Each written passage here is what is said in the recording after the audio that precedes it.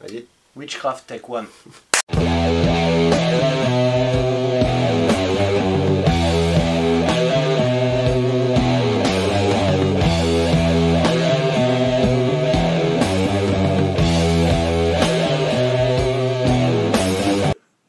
Non, évidemment, aujourd'hui, on est là pour parler du plus grand groupe de heavy metal que la perfide Albion nous ait donné. C'est bien évidemment Judas Priest avec... Ça va mieux déjà. Avec Rob Halford. Non, on est évidemment ici pour parler aujourd'hui de Black Sabbath avec Mathieu de Troll in the Sky, il fait la moitié de Troll in the Sky. Donc Mathieu, bonjour. Salut.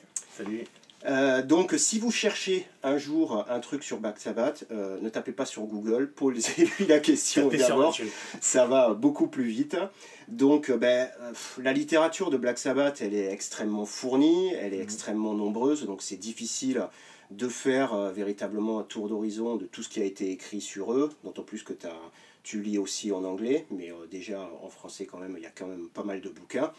Donc on s'est dit qu'on allait faire une petite sélection de 3 bouquins qui sont vraiment les essentiels pour aborder Sabbath en toute sérénité. Donc on a choisi l'autobiographie d'Ozzy, l'autobiographie de Tommy Iommi, et puis donc le Black Sabbath de Joel McIver.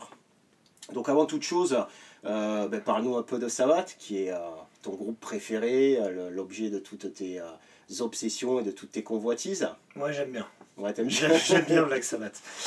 Parler de Black Sabbath, je pense que c'est un nom qui résonne dans la tête de tous ceux qui aiment le métal. C'est le point de départ. Même si évidemment on pourrait faire un livre.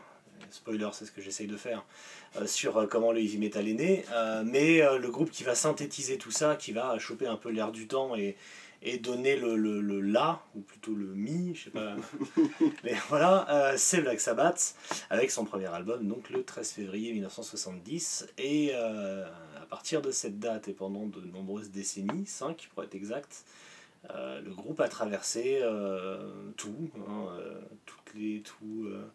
des tempêtes, des moments de gloire, je pense vraiment défini le truc avec ces 6 premiers albums, ou peut-être on pourrait se contenter de 3, pour être très précis, mais 6 en matière de qualité.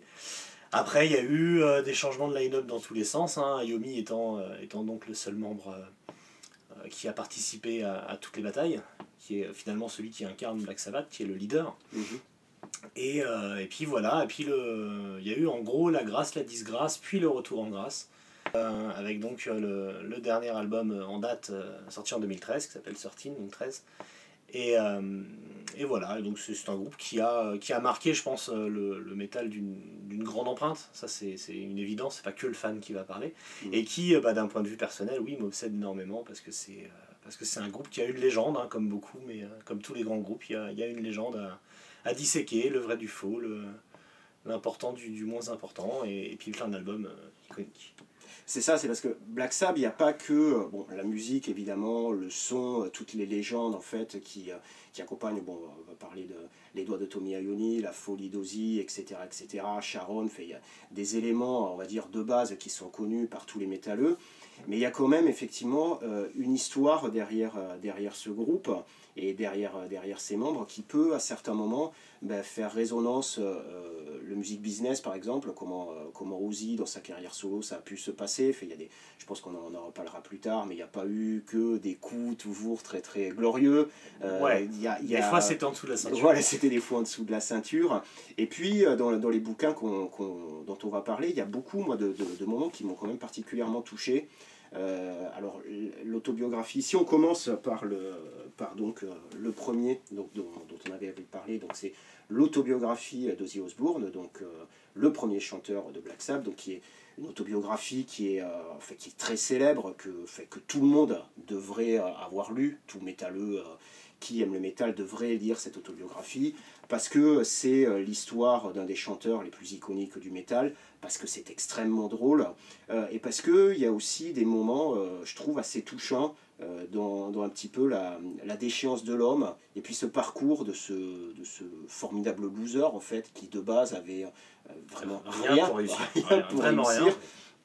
Et qui pourtant a réussi sa carrière d'artiste, sa carrière de chanteur, sa carrière de compositeur, et finalement, au vu des difficultés qu'il avait à la base et au vu des addictions qu'il a eues, s'en est quand même pas trop mal sorti. Ça.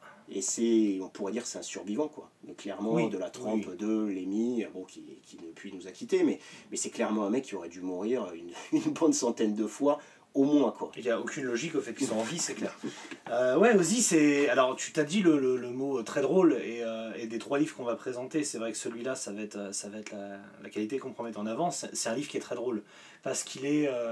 il est raconté de façon à la fois très humble. Ozzy, c'est quelqu'un, on le sait pas forcément, pas vu le personnage iconique que c'est quelqu'un d'assez humble qui dès le départ dit c'est un gamin dyslexique, c'est un gamin qui grandit dans une pauvreté assez claire, pas une extrême pauvreté, soyons honnêtes, mais en tout cas très prolétaire, et dans la partie la plus basse, on va dire, du prolétariat de Birmingham et d'Aston en particulier. Voilà, c'est d'ailleurs pour illustrer un petit peu ça, la maison qui est sa maison d'enfance à Aston est occupée aujourd'hui, c'est une communauté pakistanaise qui s'est installée à cet endroit-là, donc c'est une famille pakistanaise qui l'occupe, qui d'ailleurs loue la chambre d'Ozzy à ceux que ça intéresse, pourquoi c'est un business comme un autre, moi je trouve ça assez chouette et je rêve d'y dormir, hein.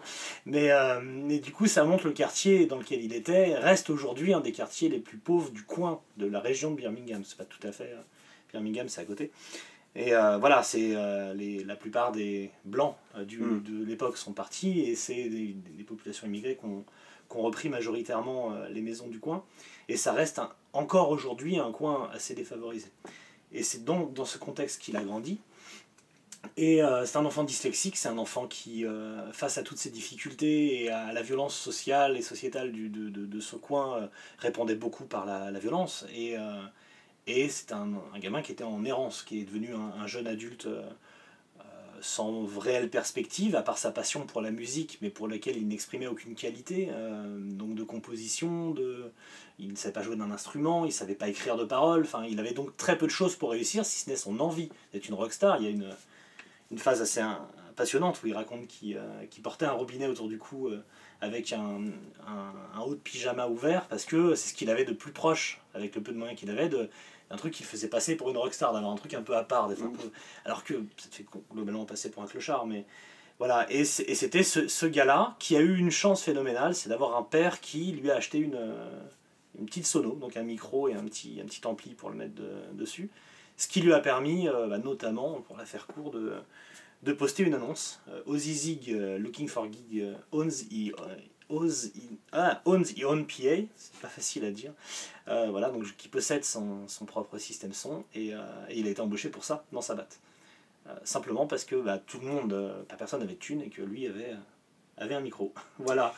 Et tout ça, en fait, ce que tu dis finalement sur l'environnement, moi ça fait écho, j'avais vu à l'époque dans le thème qu'il y avait eu sur Arte, où il y avait eu une interview d'Ozzy en fait assez longue, et il disait que lui, quand il était à Birmingham à cette époque, d'entendre tout ce qui était flower power, de tout ce qui était un petit peu des chansons positives, notamment il y a eu cette phrase que j'avais trouvé assez drôle, il a dit, mais quand j'entendais chanter What a Wonderful World, il disait mais putain, mais c'est wonderful pour toi, mais pour nous c'est la merde.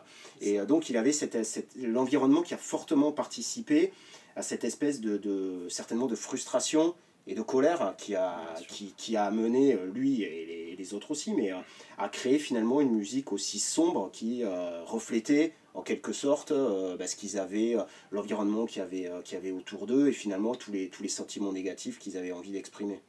Là, tu parlais de Judas Priest tout à l'heure, ils viennent du même coin, donc du Black Country, qui était vraiment l'endroit où les Assyries de l'Angleterre d'après-guerre, et de la réindustrialisation, enfin l'industrialisation de l'Angleterre, et dans la bio de Rob Halford, il y a ce passage assez incroyable où les gamins sont obligés de se boucher le nez pour traverser un coin à cause des odeurs toxiques, etc., des vapeurs toxiques. Ozzy naît dans ces conditions-là. Il le dit d'ailleurs, il y avait 2 hippies à Birmingham et tout le monde leur cognait dessus. Et donc eux, c'était pas leur univers. Et toutes les chansons, en effet, du top 50 qui parlaient de choses un peu fleurs bleues ou maisons bleues, pour parler de San Francisco, ça lui parlait pas du tout. Alors il y a eu évidemment les Beatles, si on parle d'Ozzy, la grande révélation, le grand amour d'Ozzy, et je pense tous les gamins de sa génération qui sont intéressés à la musique, c'est les Beatles. évidemment. Et après, les Kinks avec You Really Got Me. Il dit d'ailleurs qu'il a pété le sillon de son tourne-disque sur You Really Got Me à force de le passer en boucle. Et donc de ces prémices, cette envie d'aller vers quelque chose de plus lourd, de plus en rapport en effet avec le ciel bas de Birmingham et le bruit des aciéries. Voilà, et donc c'est en rencontrant Tony Iommi qui était quelqu'un qui était à l'école avec lui, mais il se blairait pas, notamment C'était un dur, Tony Iommi. Ouais, Iommi c'était... Alors Iommi il est un peu moins pauvre que les autres, il est issu d'une famille... les parents sont commerçants, donc ils ont l'épicerie du coin, hein. Bon, je parle pas de gens avec beaucoup de moyens, mais en tout cas, lui il mangeait à sa faim tous les jours, ce qui n'est pas forcément le cas d'Ozzy et de sa famille, et il est en plus issu d'une génération de glaciers milanais, donc il y a toujours eu une habitude marchande et un peu d'argent dans la famille. Donc ce qui a permis au groupe d'avancer aussi, parce qu'avoir acheter un van c'était possible, les parents d'Iommi pouvaient nourrir un peu tout le monde, ils parlaient quand même au départ, ils parlent de tournée où au niveau financier, au niveau de la faim qui les tenaillait, c'est quelque chose, quoi. C'est une autre époque et c'est des prises de risques qu'on n'imagine pas, notamment pour Geezer Butler, le bassiste, qui lui était intolérant à la digestion de la viande, donc végétarien par obligation dans les années 70, et qui du coup n'arrivait pas à se nourrir concrètement sur plusieurs jours, et qui a fait des séjours à l'hôpital à cause de ça, vraiment. Et voilà, et Ozzy, alors il parle de tout ça avec un regard, encore une fois, qui est assez doux, hein. C'est pas un livre qui est dur, c'est plutôt un livre qui est drôle. Il raconte comment lui, gamin de rien, rencontre le succès quasi immédiatement, parce que alors Black Sabbath est allé chercher son succès, c'est clairement aussi lire, alors peut-être plus dans la bio d'Iommi, il y a peut-être plus d'infos là-dessus, mais on voit que c'est un groupe qui s'est donné les moyens, Iommi a donné les moyens au groupe de réussir, c'était des morts de faim, et c'est presque une leçon de vie pour toute personne voulant créer un groupe et rencontrer le succès, même si autre temps, autre époque. Mais très vite, Black Sabbath, avec son premier album, rencontre le succès public, en tout cas. Il y avait déjà, en tout cas, du côté, si Ozzy avait une maigre expérience, pour pas dire aucune, dans le domaine de la musique, Tony Iommi, lui, par contre, s'était déjà essayé à des reprises, même avant son accident, il avait déjà une expérience de musicien, et donc du coup, ils arrivent avec, au départ, cette espèce de blues, finalement, un peu cradingue, un peu spatial, un petit peu influencé aussi par tout ce qui est finalement la musique de cette époque-là, quoi. Un peu psyché, par moment, un peu psyché. On dit psyché ou psyché? Il est psyché. Ouais, moi je crois que c'est... Ouais, voilà, fait un peu... On le voit d'ailleurs avec déjà, dès le deuxième morceau sur le premier album, on voit qu'il n'y a pas que la lourdeur, il n'y a pas que le côté satanique, diabolique, qu'il y a aussi l'harmonica, un certain sens du swing, et puis même à travers le jeu de Bill Ward, un côté un peu de jazz. Bill Ward, c'est un fan de Gene Krupa, quoi. Il vient du jazz, ouais. Donc on voit qu'il y a cette espèce d'agglomérat, d'amalgame un petit peu étrange, qui devait quand même être particulièrement étrange pour l'époque, mais qui finalement prend de suite. Il y a déjà une identité musicale dès le premier album qui est vraiment affirmée et qui pose après les bases du métal, puis les bases du doom et puis d'autres styles. Mais ils ont quand même, en plus de cette détermination, ils ont quand même une espèce de clairvoyance qui, là par contre, ça on peut pas l'expliquer, quoi, de cet instinct un petit peu artistique qui fait qu'ils posent un truc à la base quand même incroyable, quoi. Déjà, c'est une alchimie de groupe, c'est-à-dire que c'est 4 personnes, c'est un batteur qui frappe fort et qui a du swing, ce qu'on va retrouver avec John Bonham dans Led Zeppelin à un tout autre niveau, hein. Je mets pas grand monde, voire personne au-dessus de Black Sabbath, mais force est de constater que John Bonham c'est quelque chose. On va retrouver ce swing et cette capacité de frapper fort. On a Geezer Butler qui est guitariste à la base et qui passe à la basse parce qu'il se retrouve à côté d'un maître qui ne souhaite pas jouer avec un deuxième guitariste, donc Iommi, et en qui il décèle le potentiel immédiatement, et donc il a l'intelligence de s'effacer. Et du coup, les capacités à la base de Geezer Butler vont vraiment évoluer d'album en album, surtout sa prise de risque, on va dire, mais dès le premier album, il y a ne serait-ce que le solo de NIB qui est notable, et il va vraiment apporter quelque chose à l'instrument. Et donc on a Iommi, donc ce fameux incident, qui est évidemment bien plus détaillé dans sa bio à lui. Oui. Iommi c'est un fan d'Hank Marvin, comme aussi tous les guitaristes de sa génération, donc Hank Marvin qui était le guitariste des Shadows. et dont il va hériter toute sa vie de cette passion pour la mélodie, mine de rien. Black Sabbath, c'est très mélodique. Malgré les gros riffs, il y a toujours des moments mélodiques, des moments avec peu de chant et une guitare qui phrase vraiment, et ça c'est vraiment les Shadows.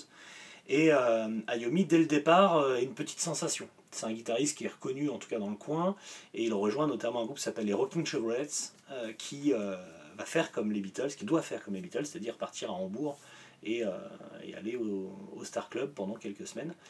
Et la veille de son départ, il décide de quitter, alors la veille, c'est la légende, donc il y a le dernier jour, puisque accident, mais en tout cas dans les derniers jours, ou le dernier jour selon Iommi, il va quand même travailler à l'usine. La personne qui doit s'occuper de la presse à acier est absent, donc il doit le remplacer, et il y laisse 2 phalanges et demie de sa main droite, ce qui fout en l'air ses rêves de guitariste sur le moment, donc les Rocking Chevrolets continuent sans lui. Lui est à l'hôpital et c'est son patron à l'usine qui lui parle et lui amène un disque de Django Reinhardt en lui disant bah voilà, ce gars-là, il joue sur 2 doigts suite à un incendie. Enfin, bref, il a perdu beaucoup de sa main et il reste quand même un des guitaristes les plus révérés dans le jazz et notamment le jazz manouche. Ouais, toujours à l'heure actuelle d'ailleurs. Oui, aujourd'hui ça reste une référence aujourd'hui. Hein, voilà. Et donc Iommi, qui est donc quelqu'un de très déterminé, ça a toujours été sa caractéristique première et on retrouvera ça tout le long de Black Sabbath, décide de trouver une solution pour jouer avec ça. Et le son de Black Sabbath vient aussi de ça, du fait que se mettant des embouts sur les doigts, il doit adapter sa façon de jouer, adapter les cordes avec lesquelles il joue, notamment la tension des cordes, et pour trouver un son intéressant, bah, du coup il s'accorde plus bas, et un style de musique et de riffing qui ne va pas dans la vélocité et la technicité, puisque c'est quelque chose sur lequel il n'est pas à l'aise, mais va donc chercher autre chose, une autre façon de sonner, et c'est ça qui amène le heavy metal finalement. Avec notamment la chanson de Black Sabbath, donc la chanson de la bascule, puisqu'avant donc, le groupe ça a eu différents noms, mais pour la faire courte, ça s'appelait Earth au moment où ils ont créé la chanson Black Sabbath. Avec cette, bon, c'est assez connu, mais de se dire les films d'horreur cartonnent, et donc notamment le film Black Sabbath donc de Mario Bava, qu'ils n'avaient pas vu, hein. Aucun des groupes, des membres du groupe l'avait vu au moment où ils ont écrit Black Sabbath. Mais l'inspiration est, les gens aiment les films d'horreur, les gens aiment se foutre la trouille, et la BO de Black Sabbath, le film, c'est une BO jazz, et eux sont assez déçus quand ils écoutent les BO de ces films-là, en disant c'est jazz ou classique en général, et c'est pas ce qu'ils imaginent. Donc ils créent cette chanson et l'ambiance de cette chanson dans l'idée de faire flipper, quoi. C'est vraiment ça. Ozzy pouvant dire dans sa bio, la première fois qu'on a joué Black Sabbath en concert, toutes les filles de la salle se sont barrées en hurlant. Et on s'est retrouvé qu'avec des mecs. Et ça a été d'ailleurs, jusqu'à la sortie de Paranoid, la grande différence entre Black Sabbath et les autres groupes du coin, c'est qu'ils ne jouaient que devant des barbus. Il n'y avait pas une fille dans la salle parce que c'était un groupe qui avait tendance à faire peur. Voilà. Et c'est Paranoid qui a inversé la tendance dans l'autre sens par la suite. Donc voilà les débuts de Black Sabbath. Et donc Ozzy Osbourne raconte ça plutôt avec humour, avec donc beaucoup d'approximations, hein. C'est pour ça qu'on a choisi 3 livres pour ça, si on peut faire un peu les différentiels. Les 2 bios vont écrire la légende de des 2 protagonistes. La grande différence évidemment c'est qu'Ozzy quittant Black Sabbath en 78, il a une carrière autre dans les années 80, une carrière faite de bien plus de succès que Black Sabbath, qui va quand même sacrément encaisser et rentrer dans le rang.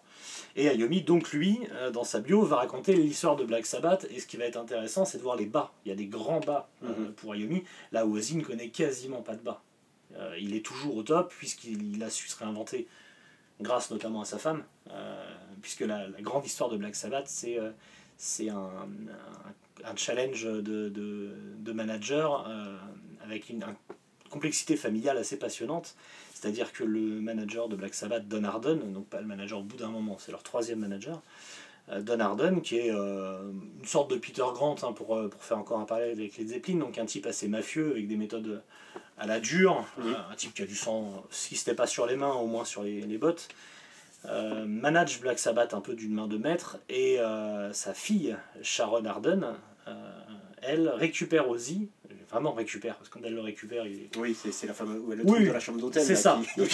Il y a 10 grammes, et oui, on en avait déjà parlé tous les deux. Il est bouffi, il est cuit. Ouais. Voir le potentiel d'Ozzy à ce moment-là, c'est vraiment faire preuve d'une clairvoyance assez exceptionnelle. Oui, je pense que personne n'aurait pu. Est-ce que c'est les yeux de l'amour, ou j'en sais rien. Alors, ils ont mis quelques temps avant de se mettre ensemble, au début c'était pas le cas. Est-ce que c'est les yeux de la compétition contre son père, je sais pas, l'émancipation familiale, on peut imaginer des choses un peu folles comme ça, mais elle a mis Ozzy sur le toit du monde et sur le toit du heavy metal. C'est un des plus grands vendeurs à côté de Maiden dans les années 80, pas loin de tout style confondu, début 80, et là où Black Sabbath est dans le trou, quoi. Oui. Et elle en fait une star, et c'est même elle qui réorganise son retour à la fin des années 90. C'est elle qui crée les Ozzfest, c'est elle qui s'arrange à ce qu'ils deviennent une icône de la télé-réalité, au tout début de la télé-réalité avec Meet the Osbournes, et qui fait qu'aujourd'hui c'est un type qui pèse des millions. Et vraiment, lui le dit d'ailleurs, quand il a quitté Black Sabbath, il voulait redevenir plombier, parce que c'était la seule chose qu'il savait gérer, et il n'imaginait pas autre chose, et c'est elle qui lui doit tout le reste. Le bien, le mauvais, je le précise d'autant plus qu'il est de bon ton chez les fans de Black Sabbath de taper sur Sharon Osbourne avec un mélange de sexisme et de bêtises qui des fois me fatigue. Elle est loin d'être parfaite, CF, son dernier licenciement de son émission télé pour des mots plus que malheureux, mais c'est pas la sorcière que tout le monde décrit. Voilà. Alors après, est-ce que, puisqu'on parle d'elle, moi j'ai vraiment perçu dans le bouquin d'Ozzy, à des moments une certaine détresse, d'être justement, il n'a pas connu vraiment de bar artistiquement parlant, mais à des moments il y a cette fameuse anecdote moi, qui m'avait frappé où il voulait plus monter sur scène, et il lui avait dit non, Sharon, c'est terminé. On dit mais si tu vas monter sur scène, et il se coupe les cheveux en disant mais je suis pas présentable, il se rase la tête, et il dit je peux pas monter sur scène, et je crois qu'elle lui fignole un petit peu le tout.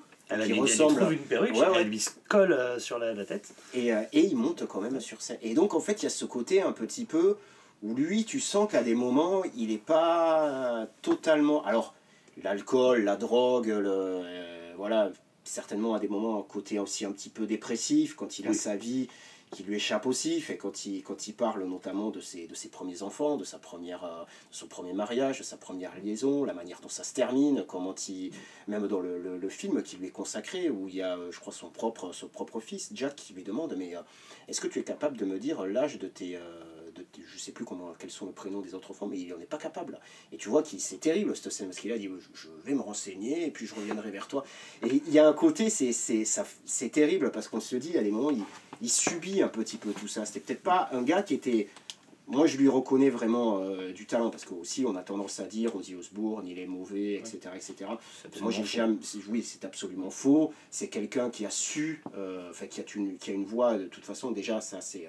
il a une voix qui est instantanément reconnaissable, puis il a une manière d'interpréter qui est phénoménale. Le premier morceau Black Sabbath n'aurait jamais sonné de cette manière avec un autre chanteur qu'Ozzy. D'ailleurs, il y a quand même beaucoup de chanteurs qui s'y sont essayés, notamment Ronnie James Dio qui l'a beaucoup chanté, et qui l'interprète évidemment excellemment bien. C'est techniquement un bien plus grand chanteur, mais les deux versions n'ont rien à voir. Enfin, je vais la faire très rapide parce que c'est un peu complexe, mais Dio étant un très bon et très grand chanteur, il chante dans le temps, tout simplement. Là où la musique de Black Sabbath a cette particularité qu'on va retrouver après dans le doom, mais sûrement dans d'autres choses, de jouer toujours à la limite du temps. Et Ozzy Osbourne ne chante pas dans le temps. Et c'est ce qui fait que quand il fait une reprise, en général, c'est un peu gênant. Il a fait un album de reprise qui est pas bon. Les reprises d'Elvis qui se départ, etc., sont pas forcément intéressantes.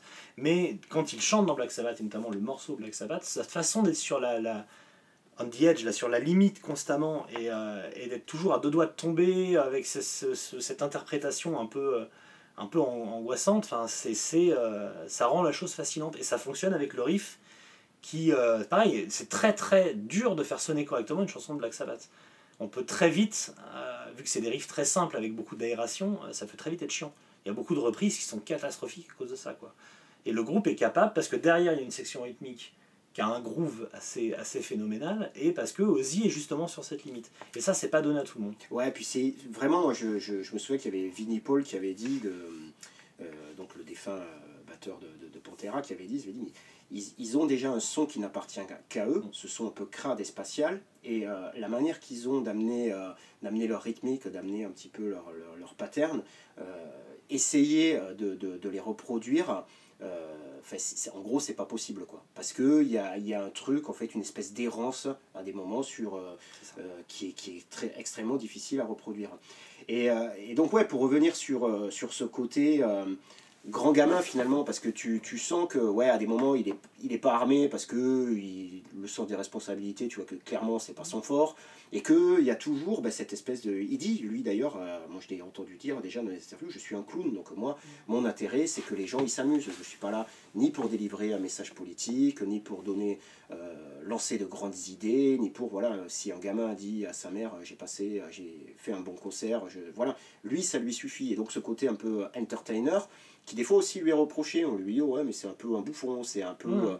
mais finalement ce côté, moi je pense que c'est quelque chose qui est très lié à son environnement, à l'endroit d'où il vient, finalement, bien faire son travail, et en gros pas péter plus haut que son cul, et puis être... le côté humble dont je parlais. Le côté humble, un petit peu prolo, et voilà, le travail bien fait, tu sens que c'est quelque chose d'important pour lui, quoi. Et la grande conscience de ses limites, c'est un truc que moi je lui reconnais, c'est qu'il est au clair sur ce qu'il sait faire et ce qu'il sait pas faire, ne fait pas ce qu'il sait pas faire, n'a pas de prétention. Il a eu presque une fois où il a voulu faire un concept album sur Rasputin, et par chance ça n'est jamais sorti, ça n'a jamais eu lieu, mais en dehors de ça, c'est pas quelqu'un, c'est... D'ailleurs Sharon Osbourne et lui l'ont toujours dit, tous les albums d'Ozzy Osbourne, il y a 10 titres, ils sont vendus $10 à Walmart, l'idée c'est pas cher, accessible à tout le monde, prolo dont tu parlais, et pas prise de tête. Va pas y avoir un titre ambitieux qui va faire 25 minutes, va pas y avoir un Gatefold improbable qui va rendre le truc impossible à acheter. C'est de la musique populaire au sens, c'est de la pop au sens premier du terme, et c'est une volonté qu'ils ont toujours gardée. La Ozzfest, c'est ça, c'est quand même le premier festival d'envergure qui a été gratuit à un moment. Ça s'est arrêté parce que ça a causé des problèmes, et notamment il y a eu des morts et des viols en série, mais l'idée de départ était plutôt pure, d'autant plus pour quelqu'un qu'on sait mercantile, parce que Sharon Osbourne, c'est ce qu'on lui reproche, et je vais pas non plus faire preuve d'angélisme, mais pas à tout prix. C'est pas l'argent à tout prix.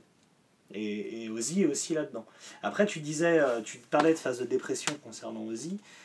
Oui, évidemment, et c'est aussi quelqu'un qui a vécu des drames qui l'ont brisé. Son premier mariage, oui, et notamment et après la mort de Randy Rhoads, qui a été, je pense, il le dit qu'une partie de lui est mort ce jour-là.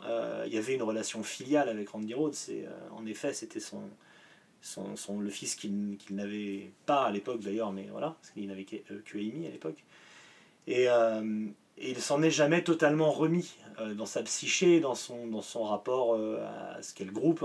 Derrière, Randy Rhoads, c'était le seul qui faisait partie d'Ozzy Osbourne, qui était du début de l'aventure, et derrière, aucun musicien, ou presque, peut-être Zakk Wylde, n'a eu la possibilité d'avoir autant d'importance à ses yeux et autant de confiance au sein du groupe.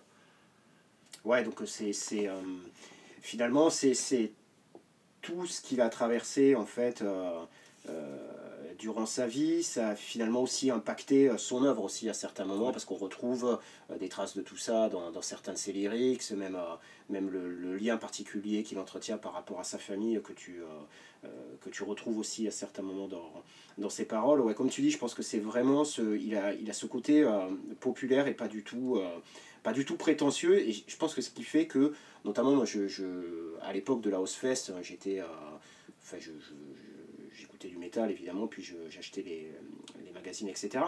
Et ça a été quand même particulièrement malin de la part de Sharon, à cette époque où les têtes de gondole, c'était les Fear Factory, les Korn, et un petit peu ces groupes qui étaient un peu néo, mais qui étaient quand même métal, pas juste en fait les Cold Chamber et consorts, bien que Cold Chamber avait... Celle qui les manageait, donc... Ouais, et donc ils ont toute cette génération-là, toute cette génération Baggy, et puis Sweet à Capuche et tout ça, ont découvert Ozzy et ont découvert finalement Black Sabbath, et qu'en voyant que tous les groupes qu'ils adoraient, que Death Farah disait « Ah mais Ozzy, c'est vraiment le patron et tout, ben, ils l'ont un petit peu adoubé, et c'est comme ça que finalement ben, c'est devenu, il est resté finalement le patron pour toutes les générations qui se sont succédées, avec des petits coups comme ça, ben, quand même assez pertinents, assez malins, quoi, sans que ça soit des coups de pute, parce qu'effectivement tu voyais Ozzy sur une affiche avec Fear Factor, Slayer, et bon, ouais, génial, ouais, c'est lui qui clôture, c'est normal, c'est le patron, c'est etc., et en même temps, tout ça, ça a profité, et puis ça a fait que finalement, ben, il a jamais, comme tu dis, il a jamais eu de baisse de régime, en fait, finalement, quoi. Donc du coup, notre cher Ozzy, c'est une chose, et papa. Et bah Yomi, hein. Voilà. L'Iron Man. Voilà, je pense que voilà, pour toi, si c'est pas papa, c'est pas loin d'être... c'est Dieu, c'est Dieu. Voilà, à peu près. C'est Dieu, voilà. Donc ouais, comme avait dit monsieur Rem, quand même incroyable qu'un mec qui ait fait tout ce qu'il fallait pas pour avoir le son qu'il a, arrive à avoir le son qu'il a. C'est-à-dire la toute petite guitare toute fine, une SEG, fait les... l'anecdote de la SG, pour l'anecdote, hein, c'est donc un fan de Nick Marvin qui jouait sur Stratocaster, donc Iommi jouait sur le Stratocaster et je jurais que par la Stratocaster. Il est arrivé en studio pour le premier album avec sa Strat, avec laquelle il y avait tous les concerts jusque-là. Si vous retrouvez des vidéos d'époque, il n'a qu'une Strat autour du cou. Et il venait d'acquérir une SG en spare guitare, en guitare de remplacement. Il l'avait quasiment jamais joué, et jamais joué sur scène. Et lors de l'enregistrement du premier morceau lors de ces sessions d'enregistrement, que c'est Wicked World, les micros de la Strat pètent. Et évidemment impossible de démerder quoi que ce soit, et donc il est obligé de jouer avec la Gibson, ce qui n'est pas du tout ce qu'il voulait, et sauf que derrière, bah, l'album sort. Iommi, il a le défaut de cette qualité, c'est que il veut faire comme ce qui est sur album, donc il joue en live les morceaux tels qu'ils sont sur l'album, c'est pas du genre improvisé, il a vraiment l'idée que le public est venu pour un truc, on va pas lui offrir autre chose, et donc il a enregistré avec sa Gibson, il n'y a pas de raison qu'il bouge, et c'est devenu la guitare mythique d'Iommi, comme ça, sur un fait de hasard total. Il est aujourd'hui endorsé, évidemment. Oui. Et finalement, moi, on va dire la grande différence qu'il y a par rapport à Ozzy, c'est effectivement tu disais la détermination, un côté évidemment plus bosseur, et aussi un côté beaucoup plus dur, en fait, je trouve. Ozzy, ça fait vraiment le mec sympa qui, à des moments, fait pas des choses qui sont toujours très glorieuses, mais c'est toujours, en fait, parce que où il se fait dépasser par les événements, où c'est des mauvais conseils, ou Tommy Iommi, tu sens quand même à des moments un côté plus peut-être du leader du groupe, qui à un moment sait qu'il y a des décisions qu'il faut prendre, certes c'est pas toujours des décisions faciles, et que à des moments pitié, hein. Voilà, faut trancher un petit peu dans le lard, quoi, quitte à ce que ça fasse mal au passage. C'est son groupe, depuis le début. Dans la bio d'Ozzy, il le dit d'ailleurs, Ozzy, il dit on s'était tous fait des promesses en disant qu'on c'était un groupe à 4 et qu'il n'y a pas de leader, et il dit virgule, sauf qu'on a toujours su qu'il y avait un leader et que ce serait toujours lui, et c'est Iommi. Iommi, il quitte Earth à l'époque parce qu'il est recruté par Jethro Tull. Il va rejoindre ce groupe qui est déjà beaucoup plus établi, et il décide de revenir, de refuser de les intégrer, pas par amour pour les autres tant que ça, mais parce que c'est un leader et que c'est quelqu'un qui ne supporte pas l'idée d'être un musicien dans un groupe et qui veut être le leader. Il revient dans Earth avec une inversion de qui fait quoi, de qui décide quoi, et donc dit voilà, maintenant va falloir qu'on bosse, va falloir qu'on se professionnalise. J'ai vu ce que c'était un groupe pro. Si on veut faire ça, en gros, c'est 10 heures de répète par jour, c'est choper un manager, c'est tourner, c'est machin, et il prend le leadership immédiatement et il ne le quittera jamais. Ce qui fait que si Ozzy déconne en 78, et Ozzy dégage. C'est Dio, alors qu'il a quand même la chance, alors que tout s'écrase. Il faut voir les articles au départ de de Ozzy, le groupe est fini, hein. Et il a la chance, le miracle ou le nez avec Dio de pouvoir repartir, et sans avoir peut-être le même succès, d'avoir un succès qui est très très correct, et il dégage Dio sans ménagement pour une histoire d'ego, finalement. D'ego, enfin de mixage d'un album live, mais c'est que de l'ego. Et on va retrouver ça avec Ian Gillan de Deep Purple qui est sur l'album Born Again, on va retrouver ça tout le temps. Et d'ailleurs, si Tony Martin est le deuxième chanteur qui a enregistré le plus d'albums avec Black Sabbath, c'est pas un hasard. Qui a été d'ailleurs dans le temps, celui qui a duré le plus longtemps, qui est revenu, etc., parce que c'était un employé. parce que c'était quelqu'un qui n'a jamais essayé de la ramener. Ouais, il restait bien à sa place. Et pour Ayomi, c'est l'idéal. Voilà. Et donc finalement, Tomi Ayomi, il a ce côté aussi un petit peu chef de chantier. Ça, c'est tes origines qui remontent. Non, mais c'est vrai, c'est la construction donc dans l'artistique d'un morceau, donc je te dis ce qu'il faut que tu fasses, etc. Bien qu'il ait joué effectivement avec beaucoup de musiciens de grand talent. Mais malgré tout, je trouve que c'est sauvé par une espèce de flegme, un petit peu, qui n'a pas aussi, aristocratique, un petit peu très britannique. Des poches. Et effectivement, qui se retrouve à des moments dans ses relations avec notamment Brian May, qui est son meilleur ami. John Bonham d'abord, puis Brian May, en gros. Voilà, qui ont pareil, un petit peu le côté gentleman farmer avec Bonham, et puis le côté très, très aristo avec Brian May, intellectuel et tout ça, etc. Son premier mariage, c'est avec une photographe issue de la noblesse britannique. C'est un type qui très vite a eu la vie de château. Ouais, et puis je trouve que ça se ressent même dans sa façon de se tenir en fait. Il est toujours extrêmement droit, c'est pas quelqu'un que tu vas voir. D'ailleurs, tu as du mal, moi à certains moments quand je lis en fait les bouquins et quand tu le vois déconner, la drogue, même le fameux coup du spliff qui fume, où il tousse au début là, du premier morceau de Master of Reality, t'as presque un petit peu du mal à l'imaginer avoir fait toutes ces conneries en fait quand tu le vois se tenir comme ça. Répondre toujours de manière extrêmement posée, extrêmement claire, extrêmement précise, dans une espèce de contrôle et de charme un petit peu, avec ce côté qui peut avoir extrêmement charmant. Pour quelqu'un qui ne le connaît pas, je pense que le voir maintenant, tu pourrais pas dire que c'est un mec qui a fait une musique aussi sombre, qui a fait autant de dingueries en fait finalement, quoi. Et à des moments ça se retrouve effectivement dans ce côté très presque corporate qu'il peut avoir à certains moments, mais qui est un petit peu balayé par ce côté à des moments un peu durs où il montre quand même qu'il c'est le patron, quoi. Et ça lui pose pas de problème.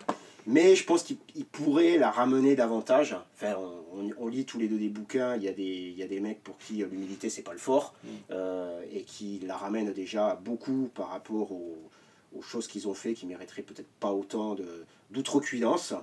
Et lui finalement, il dit oui, c'est vrai que ce qu'on a fait c'est pas mal. Bon, mais il y a quand même eu un coup de chance, ceci, cela. Il a pas cette... je pense que c'est certainement ce qui participe à la légende aussi. S'il l'a ramené trop, on dirait c'est un connard. Non, mais ce côté très on a fait ce qu'on a pu, ça a plu au public, et puis finalement on est content.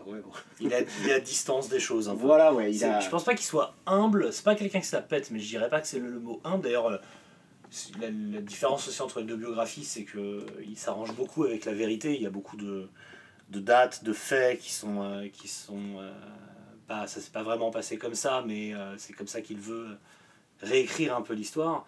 Là où Ozzy, les approximations, c'est parce qu'il n'a pas de souvenirs. Là, il dit des conneries parce qu'il met des plus grosses que lui, parce que d'ailleurs c'est très étonnant qu'il n'ait pas été corrigé par la personne qui a écrit le bouquin avec lui, mais bref, parce qu'il des fois se trompe sur 3-4 ans, c'est du délire. Donc les deux bouquins ne sont pas à prendre comme des vérités historiques, et malheureusement Iron Man, la bio d'Ayomi a été pris comme vérité historique, et tous les fans de Sabbath ne se réfèrent qu'à ça, et c'est vraiment dommage. Mais par contre, ce qui est intéressant, c'est le reste, c'est ce que ça dit d'eux, de là où ils viennent. C'est ça, les hommes finalement derrière la légende, quoi. C'est des vraies biographies là-dessus. Voilà. Contrairement peut-être, c'est ça. Une transition idéale avec le dernier, donc celui-ci, qui lui est beaucoup plus... mais déjà qui a un trait... Hein, celui-ci ou celui-ci? Moi, je le montre. Qui est très beau déjà, au niveau de... Enfin, c'est ce qu'on appelle un beau livre, avec de très jolies photos, une mise en page qui est vraiment de grande qualité. Même la pochette qui est embossed, que je suis désolé, en français j'y arrive pas à cause de Discogs, mais qui est du coup en relief. Voilà. Ouais.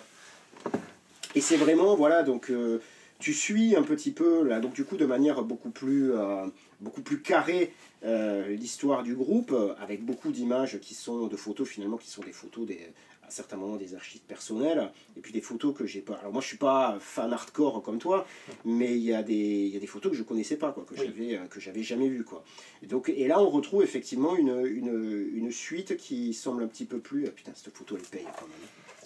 Alors... oui. C'est une époque. Ouais, c'est...